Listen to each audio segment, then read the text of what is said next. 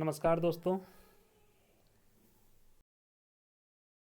Educational solution में यह video आप लोगों के लिए बहुत ही इम्पोर्टेंट होने वाला है। इसमें निष्ठा 3.0 के जो FLN 3 और 4 का जो कोर्स करना है उसमें हम लोग अभी FLN 3 का प्रश्नोत्तरी देखेंगे। कुल 40 प्रश्न इसमें आपको दिए जा रहे हैं, उसमें से 20 प्रश्न आपको हल करने हैं। तो आशा करता हूँ कि इन 40 प्रश्नों में से आप 20 प्रश्न अच्छे ढंग से हल कर पाएंगे। और मेरा अगला जो वीडियो होगा उसमें आपको FLN 4 का आंसर दिया जाएगा। तो आप मेरे वीडियो को ध्यान से देखें और कुल 40 प्रश्नों को आप देखें और उसके आंसर आप कर सकते हैं। आराम से आपको 20 प्रश्न मिल जाएंगे। चूँकि 40 प्रश्न इसलिए दिया जा रहा है कि जैसे ही हम एक बार प्रयास करते हैं दूसरे प्रयास में प्रश्न कुछ बदल जाते हैं, इसलिए 40 प्रश्न आपको दिए जाएंगे तो आपको आसानी होगी। सभी प्राथमिक उच्च प्राथमिक शिक्षकों को 1 to 8 के शिक्षकों को यह कोर्स अनिवार्य रूप से कर लेना है, जो 25 नवंबर तक आप कोर्स में ज्वाइन करेंगे और 30 नवंबर तक उसे कंप्लीट कर लेंगे। तो देखिए, प्रश्न क्रमांक 1 है, बच्चों की रुचियां जानना, इसके अंतर्गत कौन सी रुचियां आती है। 4 ऑप्शन आपको दिख रहा है, तो इसमें आंसर आप देंगे पहले से मौजूद रुचि और संभावित रुचि। प्रश्न 2 है, गतिविधि रुचि क्षेत्र के सही उदाहरण क्या हैं। 4 ऑप्शन इसमें भी देख रहे हैं, तो इसका आंसर आप देंगे कला खोज, ब्लॉक संगीत। ठीक है। प्रश्न 3 है, सृजनात्मक बुद्धि का अर्थ क्या है। सृजनात्मक बुद्धि का अर्थ क्या है। ऑप्शन देख ही पा रहे हैं आप लोग। नवीन तथा अपेक्षित तरीकों से विचारों और समस्याओं को संबोधित करना, विचारों एवं समस्याओं को संबोधित करना, दूसरों की सहमति से मुद्दों और चिंताओं को संबोधित करना, प्रायः अपेक्षित तरीके से विचारों और समस्याओं को संबोधित करना। तो इसका आंसर जो होगा वो नवीन और अपेक्षित तरीकों से विचारों और समस्याओं को संबोधित करना, ये आपका आंसर होगा। प्रश्न 4 है, बच्चों के सीखने में शिक्षक की क्या भूमिका होना चाहिए। 4 ऑप्शन दिया हुआ है, देखभाल करने वाला, सहायक बनना। तो इसमें आप सहायक बनना ऑप्शन देंगे। प्रश्न 5 है, बच्चों की आवश्यकताओं का अनुमान लगाने के 3 तरीकों के क्या नाम हैं। ऑप्शन है, पहला है बच्चों की रुचियां जानना, पसंद जानना, परिवार की पृष्ठभूमि जानना। दूसरा है बच्चों की मित्र जानना, पसंद जानना, सीखने की शैली जानना। तीसरा है बच्चों की रुचियां जानना, स्वास्थ्य की जानकारी, सीखने की शैली जानना। बच्चों की रुचियां जानना, पसंद जानना और सीखने की शैली जानना। तो इसमें आंसर आप देंगे कि बच्चों की रुचियां जानना, पसंद जानना, सीखने की शैली जानना। प्रश्न 6 है, अधिकतर बच्चों की सीखने की पसंद को क्या प्रभावित करता है। तो इसका ऑप्शन है, परिवार और स्कूल में पीने के पानी की सुविधा, मस्तिष्क का रुझान, जेंडर और निजी अनुभव, साथी और पड़ोसी, स्कूल की यूनिफॉर्म। आंसर देंगे मस्तिष्क का रुझान, जेंडर और निजी अनुभव। प्रश्न 7 है, चिंतनशील बनने से बच्चों को कैसे मदद मिलती है। 4 ऑप्शन है, जो सीखा है उसका प्रदर्शन करके, बुद्धिमान बनकर, शिक्षक का ध्यान आकर्षित करके, नई परिस्थितियों और अनुभवों के प्रबंधन के लिए पूर्व अनुभव का प्रयोग करके। इसमें ऑप्शन में आप नई परिस्थितियों और अनुभवों के प्रबंधन के लिए पूर्व अनुभव का प्रयोग करके इसको आप सही कर लेंगे। प्रश्न 8 है, सीखने के अनुभव शुरू करने से पहले शिक्षक को क्या करना चाहिए। ऑप्शन है, शांत रहने दो कहें, बच्चों को स्कूल में समय के पाबंद रहने को कहकर, बच्चों की सीखने की आवश्यकता का पता लगाएं, उपस्थिति लें। जिसमें ऑप्शन सही होगा, बच्चों की सीखने की आवश्यकता का पता लगाएं। प्रश्न 9 है, कक्षा के बाहर के वातावरण तक पहुंचा स्वयं करने का अनुभव किस प्रकार की बुद्धिमत्ता को प्रोत्साहित करने के उदाहरण है। 4 ऑप्शन है, व्यवहारिक बुद्धिमत्ता, समीक्षात्मक बुद्धिमत्ता, सृजनात्मक बुद्धिमत्ता, संविदात्मक बुद्धिमत्ता। तो आंसर होगा समीक्षात्मक बुद्धिमत्ता। प्रश्न 10 है, एक बार बच्चों की सीखने की आवश्यकताओं की खोज करने के बाद शिक्षक को क्या करना चाहिए? 4 ऑप्शन दिया हुआ है। आंसर होगा सीखने की योजना या निर्देशात्मक प्रक्रिया अपनाएं। क्वेश्चन 11 है, बच्चे समग्र रूप से सीखते हैं का क्या अर्थ है? आंसर दे दीजिए। बच्चे सभी प्रकार के स्रोतों से जानकारी ग्रहण करते हैं।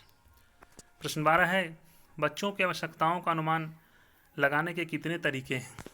आंसर दे दीजिए 3। 13 है, कक्षा में कितने प्रकार के परस्पर संवाद होते हैं? ऑप्शन है, आंसर इसका होगा 3। 14 है प्रश्न है, बच्चों को सीखने के पूर्व ज्ञात अनुभव कैसे प्राप्त होते हैं? आंसर होगा प्रतिदिन के अनुभव जिनका बच्चे सामना करते हैं। प्रश्न 15 है, सक्रिय और ऑटोनोमस छात्र बनने के लिए बच्चों को क्या करना चाहिए? आंसर होगा जिज्ञासु, पहल करने वाले, आत्मविश्वास, खोजी प्रवृत्ति के और चिंतनशील बनकर। प्रश्न 16 है, कला के द्वारा सीखने के सही उदाहरण क्या हैं? ऑप्शन है, 4 ऑप्शन दिया हुआ है। आंसर होगा आकार बनाना और गत्यात्मक पैटर्न की पहचान करना। 17 प्रश्न है, सीखने सिखाने की प्रक्रिया का केंद्र कौन होता है? आंसर होगा बच्चे। करके सीखने का अनुभव का क्या अर्थ है? आंसर होगा करके सीखना। पहले से मौजूद रुचि में क्या शामिल है? आंसर होगा किसी चीज़ में अत्यधिक रुचि विशेष लगाओ। प्रश्न 20 है, जो बच्चे बहुत प्रश्न पूछते हैं वह कैसे हो सकते हैं? आंसर होगा जिज्ञासु। प्रश्न 21 है, संभावित रुचि में क्या शामिल है? आंसर होगा किसी ऐसी चीज़ में रुचि जिसके बारे में बच्चा जानता नहीं है, शायद जब जान जाए तो उसमें ही रुचि हो जाए। प्रश्न 22 है, हमारे पास कितनी इंद्रियां हैं? ज्ञानेंद्रियां तो 5 है, जानते हैं हम लोग। प्रश्न 23 है, बच्चे बेहतर कब सीखते हैं? तो आंसर होगा जब बच्चे स्वयं करके सीखने में युक्त रहते हैं। प्रश्न 24 है, बड़ों के साथ परस्पर संवाद का क्या अर्थ है? आंसर होगा अभिभावक और शिक्षक स्वयं बच्चों के साथ मिलकर सीखने की प्रक्रिया में बच्चों की सहायता करें। प्रश्न 25 है, सीखना क्या है? आंसर होगा एक सक्रिय, सहयोगपूर्ण और सामाजिक प्रक्रिया है। देखिए, आपको क्वेश्चन बीसी बनाना है, लेकिन मैं 40 क्वेश्चन दे रहा हूँ जिससे कि हर क्वेश्चन का आंसर आपको मिल जाए। प्रश्न 26 है, गतिविधि क्षेत्रों का मुख्य उद्देश्य क्या है? आंसर होगा अपनी पसंद की गतिविधि में खेलना और भाग लेना। प्रश्न 27 है, कक्षा में 3 प्रकार के परस्पर संवाद कौन कौन से हैं? तो आंसर होगा साथियों के साथ परस्पर संवाद, बड़ों के साथ परस्पर संवाद और वस्तु या सामग्री के साथ परस्पर संवाद। प्रश्न 28 है, बच्चों की सुरक्षा सुनिश्चित करने के लिए गतिविधि क्षेत्र की मुख्य विशेषता क्या है? आंसर दे दीजिए कक्षा में हर तरह से बहुत में हो। प्रश्न 29 है, सबसे अधिक सीखना कब होता है? आंसर होगा जब सीखने में सभी इंद्रियों का उपयोग या भागीदारी हो। 30 है, सीखने के तरीके जानना से हम क्या समझते हैं?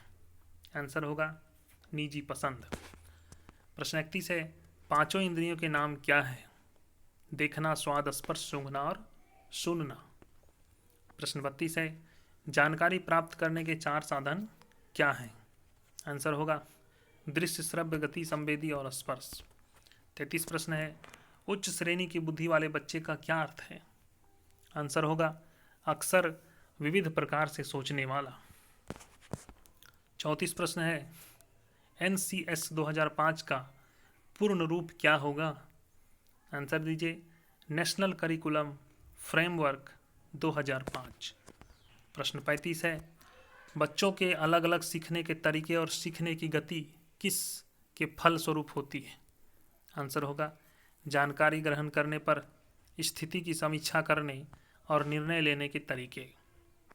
प्रश्न 36 है, कक्षा के बाहर के वातावरण तक पहुंच और स्वयं करने का अनुभव किस प्रकार की बुद्धिमत्ता को प्रोत्साहित करने के उदाहरण हैं? आंसर होगा समीक्षात्मक बुद्धिमत्ता। प्रश्न 37 है, सामूहिक पसंद का क्या अर्थ है? आंसर होगा किसी विशेष परस्पर संवाद को प्राथमिकता देना, जैसे अकेले कार्य करना, साथी के साथ कार्य करना, बड़े छोटे समूह में कार्य करना। प्रश्न 38 है, गतिविधि क्षेत्रों का मुख्य उद्देश्य क्या है? आंसर दे दीजिए, अपनी पसंद की गतिविधि में खेलना और भाग लेना। प्रश्न 39 है, सामग्री के साथ परस्पर संवाद का क्या अर्थ है? आंसर होगा, बच्चों का विभिन्न प्रकार की सीखने, खेल सामग्री के साथ संलग्न होना। प्रश्न 40 है, बच्चों के वर्तमान स्कूल कार्य और भविष्य के शैक्षिक आजीविका के लक्ष्य के बीच से संबंध कब देखा जाता है? आंसर होगा, जब बच्चे उस काम में शामिल होते हैं जिसमें उन्हें आनंद आता है। आशा करता हूँ शिक्षक साथियों के आपको वीडियो पसंद आया होगा। 40 प्रश्नों में से आपको 20 प्रश्न बनाने में किसी प्रकार की कठिनाई नहीं हुई होगी। मेरा अगला जो वीडियो होगा FLN 4 का है, आप इंतज़ार करें, वह वीडियो भी आपको जल्दी मिलने वाला है। तब तक के लिए धन्यवाद। चैनल में नए हैं तो सब्सक्राइब जरूर कर लें और सब्सक्राइब के बगल में घंटी होगा, उसको टच करके आप ऑल को सेलेक्ट कर लें। धन्यवाद।